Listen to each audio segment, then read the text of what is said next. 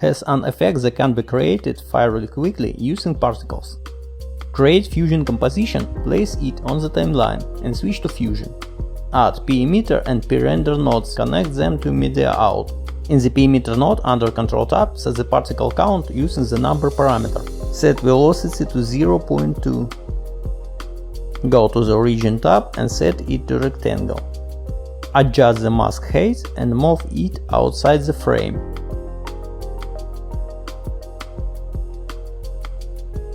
Add a rod dilate node and change the filter parameter to circle. Set amount to 0.0008.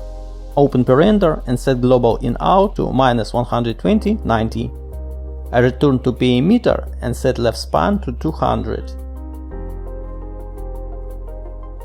Add directional blur. Set length to 0.1 and glow to 10. After pEmitter node, add pFriction and reset all parameters to 0. Go to frame 65 and add keyframe to velocity friction. Move to frame 85 and set the value to 0.25. Return to frame 65 and add a keyframe to the length parameter in directional blur. At frame 85, set the value to 0. Add soft glow and adjust the effect.